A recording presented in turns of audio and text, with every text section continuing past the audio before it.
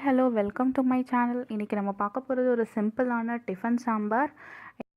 எல்லாத்துக்கூட super combination. இதை எப்படி பண்ணலான்னு பார்ப்போமா? வாங்க போகலாம்.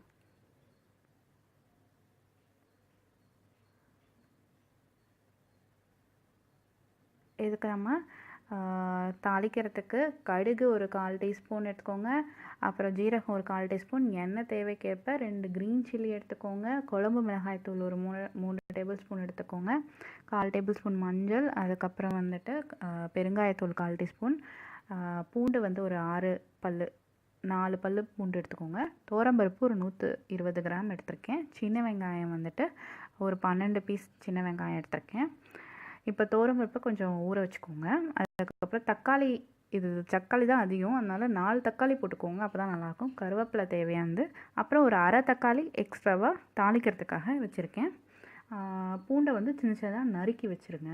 ஓகே, இப்போ உப்பு தேவையான அளவுக்கு. இப்போ வந்து ப்ரெஷர் குக்கில் என்னெல்லாம் போடணும்னு பாருங்கள். பருப்பு வந்து போட்டுட்டேன், துவரம்பருப்பு போட்டு கழுவி போட்டாச்சு. தண்ணி மூழ்கிற அளவுக்கு ஊற்றிட்டேன். இப்போ எதுக்கு தண்ணி எக்ஸ்ட்ராவாக போட்டிருக்கேன்னா, இப்போ தக்காளிலாம் அப்படி போட போகிறோம் இல்லையா, அதனால் கொஞ்சம் தண்ணி எக்ஸ்ட்ராவாக போட்டிருக்கேன். இப்போ வந்து வெங்காயம் இருக்கு இல்லையா, 12 வெங்காயம் நறுக்கிடணும். அதில் வந்து ஒரு 6-7 வெங்காயம் இதில் போட்டுருங்க. மீதி வெங்காயத்தை நம்ம தாளிக்கிறதுக்கு யூஸ் பண்ணிடலாம். முழு பூண்டு வந்து ஒரு 4 பூண்டு தூக்கி இதில் போட்டுருங்க. தக்காளி வந்து முழுசாக அப்படியே நல்லா கழுவிட்டு இதில் போட்டுருங்க. அதனால தான் தண்ணி கொஞ்சம் அதிகமாக ஊற்றிருந்தேன். இது எதுக்கு தக்காளினா, தக்காளி சாம்பார்னு கூட சொல்லலாம். டிஃபன் சாம்பாரில் காய்கறி எதுவுமே போட மாட்டோம், ஒன்லி தக்காளி தான் இருக்கும். பருப்பு தக்காளி மட்டும்தான் இருக்கும். அதனால தான் தக்காளியை வந்து அதிகமாக சேர்த்துருக்கேன். ஓகேவா? ஸோ தக்காளி வந்து சேர்த்துக்கோங்க. இதை முழுசாகவே எங்கள் அம்மா போட்டு பண்ண போகிறாங்க. அப்புறம் வந்து கொஞ்சம் பெருங்காயத்தூள் போட்டுட்டு மஞ்சத்தூளும் போட்டு 1/4 டேபிள் ஸ்பூன் பெருங்காயத்தூள், மஞ்சத்தூள் வந்து 1/4 டேபிள் ஸ்பூன் போட்டுருங்க. போட்டுட்டு இதை ப்ரெஷர் குக் பண்ணிடலாம். உங்கள் பருப்புக்கு ஏற்ற மாதிரி நீங்கள் ப்ரெஷர் வச்சுக்கலாம். நான் வந்துட்டு 4 to 5 விசில்ஸ் வைப்பேன். கடையிற மத்து வச்சுட்டு அதை நல்லா வந்து பருப்பு, அப்புறம் இந்த தக்காளி, சின்ன வெங்காயம் அது எல்லாத்தையும் நல்லா வந்துட்டு மசிச்சு விடுங்க.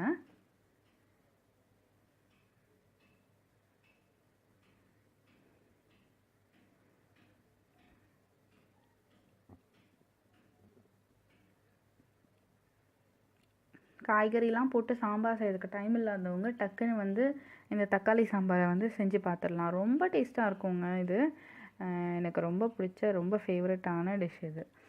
நீங்கள் ட்ரை பண்ணிட்டு நீங்களும் சொல்லுங்கள். இப்போ வந்து மிளகாய்த்தூள் வந்து ஒரு 2 to 3 டேபிள் ஸ்பூன் போட்டுக்கலாம். ஏன்னா தக்காளி அதிகமாக நம்ம சேர்த்துருக்கோம் இல்லையா, ஸோ காரம் வந்து கொஞ்சம் அதிகமாக சேர்த்தா தான் நல்லாயிருக்கும். நான் குழம்பு மிளகாய்த்தூள் தான் யூஸ் பண்ணியிருக்கேன், தனி மிளகாய்த்தூள் யூஸ் பண்ணல. அதுலேயே வந்து கொரியாண்டர் பவுடர் எல்லாமே கலந்துருக்கும், உங்களுக்கு தெரியும் இல்லையா, குழம்பு வீட்டில் தயாரிக்கிறது, அதுதான் சேர்த்துருக்கேன். இப்போ தண்ணி வந்து தேவைக்கேற்ப உங்கள் சாம்பார் எவ்வளோ வேணுமோ அவ்வளோ தண்ணி மட்டும் ஊற்றிக்கோங்க. இப்போது உப்பு வந்து தேவையான அளவுக்கு போட்டுக்கோங்க. சீக்கிரமாக பண்ணுற சாம்பார் தாங்க இது. இப்போ தாளிக்கிறதுக்கு ஒரு கடாயில் 2 டேபிள் ஸ்பூன் எண்ணெய் ஊற்றிருக்கேன். பக்கத்தில் வந்து அதை சாம்பாரை நல்லா கொதிக்க விட்டுட்டேன், பச்சை வாசனை போகிற மாதிரி. இப்போ வந்து கடுகு போட்டேன். எண்ணெய் சூடானோடனே கடுகு, கருவேப்பிலையும் போட்டாச்சு. பொரிஞ்சு வந்தோடனே இப்போது பச்சை மிளகா சொல்லியிருந்தால அது, அப்புறமா வந்து சின்ன வெங்காயம் அதை போட்டுருங்க. போட்டுட்டு நல்லா வதக்கிடுங்க. ஏன் பச்சை மிளகா நம்ம இங்கே போடுறோம் அப்படின்னா, ஏன்னா காரம் வந்து கொஞ்சம் கம்மியாக இருக்கும், அதனால் மிளகாத்தூள் போட்டாலும் நம்ம வந்துட்டு, ஏன்னா நான் தனி மிளகாத்தூள் போடல, நான் வந்துட்டு குழம்பு மிளகாய்த்தூள் தான் போட்டிருக்கேன். பச்சை மிளகாய் இதில் நறுக்கி வதக்கி போட்டுருங்க. இப்போ வந்து கொஞ்சமாக அந்த சீரகம் இருக்கு இல்லையா, அதையும் இதில் சேர்த்துருங்க. நல்லா இதை வதங்கினோடனே தக்காளி வச்சு, அந்த அரை தக்காளி சொன்னேன் இல்லையா, அதை வந்து சின்னதாக நறுக்கி அதையும் இதில் போட்டுட்டு வெங்காயத்தை அது மேலே மூடி விட்டுருங்க. அதுக்கப்புறம் இது வதங்கட்டும். குழம்பு நல்லா கொதிச்சு வந்துருச்சு. இப்போ வந்து குழம்பு ஆஃப் பண்ணிட்டு இதை நம்ம சேர்த்துற வேண்டியதான். குழம்பு நல்லா பச்சை வாசனை போயிடுச்சு. இதுவும் ரெடி ஆயிடுச்சு தாளிப்பும். அவ்வளோதாங்க. இதை சேர்த்துட்டு அடுப்பை ஆஃப் பண்ணிடுங்க. அவ்வளோதான், முடிஞ்சிடுச்சு. சிம்பிளான டிஃபன் சாம்பார் ரெடி ஆயிடுச்சு. அவ்வளோதான், நல்லா கிளறி விட்டுருங்க. எல்லாம் கொதி வந்து நல்லா இதாகிடுச்சு. இப்போது அடுப்பு ஆஃப் பண்ணி விட்டுருங்க. அவ்வளோதாங்க, செம்ம டேஸ்டியான சிம்பிளான சாம்பார் ரெடி ஆயிடுச்சு. இது வந்து ஆஃபீஸ் போகிறவங்களுக்கு ரொம்ப ஈஸியாக பண்ணிடலாங்க. இது டேஸ்ட் பண்ணிட்டு சொல்லுங்கள். உங்களோட கமெண்ட்ஸ் ஃபீட்பேக்லாம் போடுங்க. ஓகே, தேங்க்ஸ் ஃபார் வாட்சிங்.